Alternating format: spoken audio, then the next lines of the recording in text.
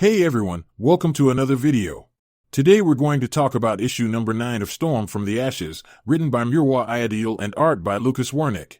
But before we dive into the story, I want to ask you a favor. If you enjoy this video, please leave a like and a comment to help the channel grow.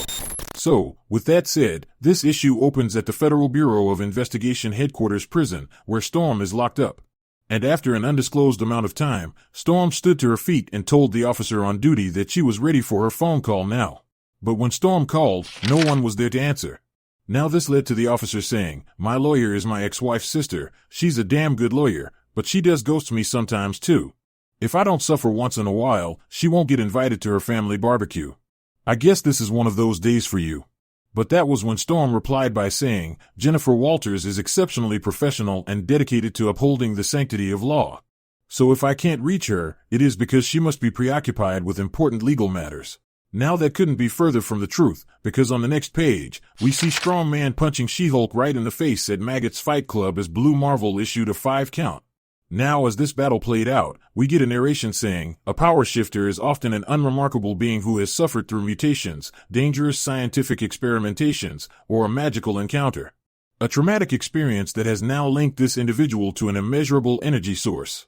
At their command, this colossal energy courses through their body, causing them to increase in mass and size, making their bone and muscle density exponentially skyrocket, and granting them unimaginable physical capabilities. Enough for them to wrestle with gods." Now following that breakdown, on the next page we get a layout of all who won the first round. And it goes as follows: She-Hulk over Strong Man, Juggernaut over the Abomination, Big Bertha over Armor, and Omega Maggot over Gentle. As that situation continued to unfold, we then transitioned back to Storm sitting before the agent from the previous issue. And when we get there, the agent went on to say, "You know Emperor Doom was highly invested in ensuring you face justice for your crimes. You would have thought I was royalty when I stepped into the courthouse. Every judge jumped through hoops to fetch me every paper I needed to put you behind bars. The most arrogant people in the world got me coffee as they issued warrants. We have sufficient evidence to suggest that you may have assisted the fugitive Charles in escaping off-world. And you also confirmed that you are immune to telepathy. For the sake of national security, I requested and have been provided with warrants to continue this interrogation with the use of an Abducts lie detector. I see you found yourself empathizing with the machine. I can assure you that the lie detector is no more alive than a bowl of Greek yogurt. It's a being that died centuries ago from a fungal infection. The fungal infection, through its dead host's neural network, detects your heart rate, blood pressure, cortisol levels, neurological activity, and all other physiological signals extramundane beings like yourself show when you lie. The only living thing in there is an unfeeling parasite. That's the cruel reality of our universe. With a parasite left unchecked, the host always dies." So with that explained, the agent then took a sip of its nitrogen and said, "So let's begin." And his first 2 questions were, "Do you believe mutants are security risks to the United States of America? And do you believe you are a threat to this country?" Both of which Storm answered no, which the detector determined to be the truth. Following those questions, the agent then went on to ask, "Did you house Professor Charles knowing fully well that he was a wanted fugitive by the United States government? And did you also facilitate his escape from Greymalkin prison?" Now, once again, Storm answered truthfully by saying yes to the first question and no to the second. Now this prompted the agent to continue his questioning by asking, "Knowing the potential consequences of your actions on the well-being of our nation, the state of your government-issued licenses, and your freedom, if you could go back in time, would you still provide aid to the fugitive?" And to that question, Storm answered with a yes. Following that question, the agent then went on to ask, "Are you aware that the mutant child who caused the deaths of 255 United States citizens and $34 million worth of property damage in Oklahoma City is wanted by the U.S. government?" And like before, Storm answered yes. So in an attempt to find the child's whereabouts, the agent then went on to ask Storm, "Where have you been hiding this mutant child?" So with this direct question asked, Storm answered by saying, "If I told you, the words would come from my mouth, but you would not hear them, no one would." Now with another true statement out there, the agent then went on to ask, "Is that why you visited Haiti, to have Dr. Voodoo place a dark magical spell on your knowledge of the child's whereabouts?" Now this was a question that Storm could not answer, because she went on to say, "As I said previously, my actions outside the United States of America are none of your concern." Now this pissed the agent off, because he continued his line of questioning by saying, "When they threaten this country they are."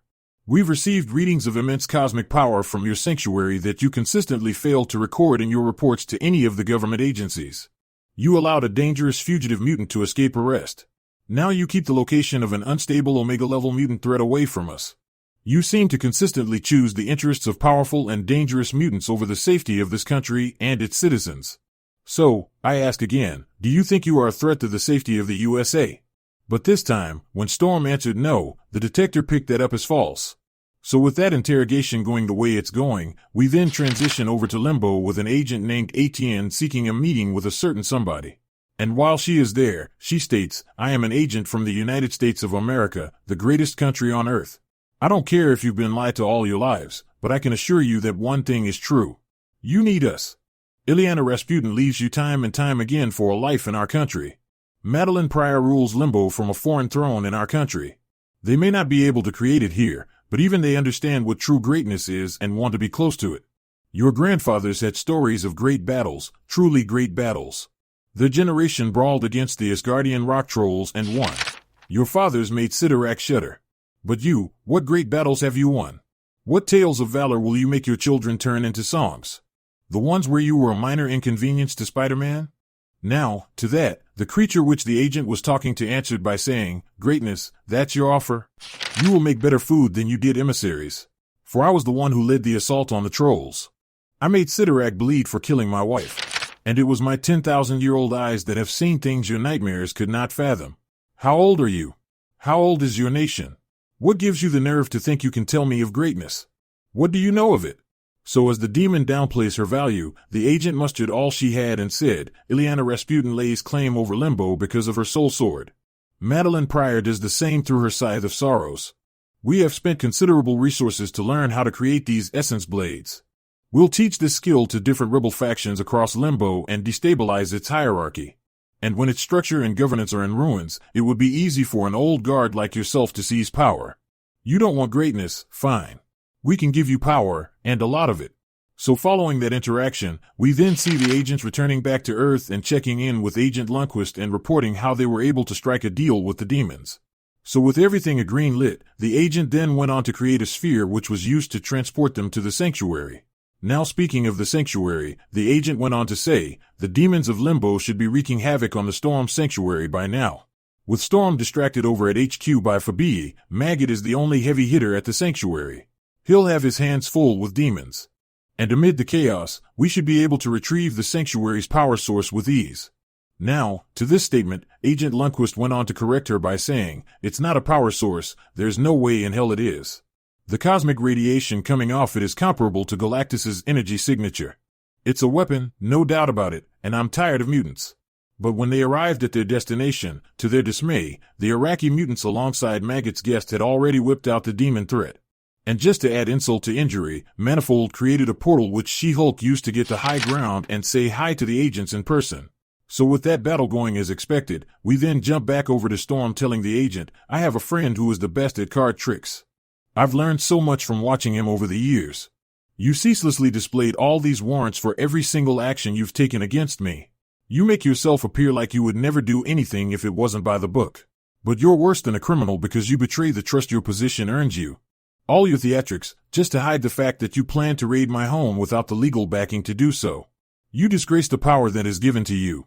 And at that moment, Manifold teleported She-Hulk and her prisoners into the integration room.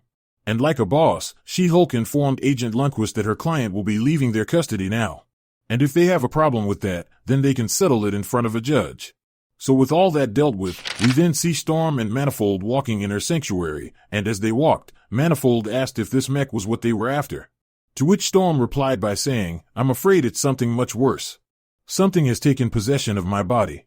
It makes me watch through my own eyes as it uses my body to commit atrocities. Attempts to resist it will hurt like my flesh has been set ablaze and my bones filled with needles. But now it's worse. Hours from my day go unaccounted for. And sometimes, I'm missing for entire days. Is my mind fracturing because of the weight of this parasitic entity? Or is its grip over me so strong now that it controls my body wholly whenever it so wishes? The last time I felt like this, like someone else deemed my body their possession against my will, was when I was a child alone with a man. I killed that man. That was the first life I ever took. It does not matter to me what this entity is or how powerful it is. I will kill it too.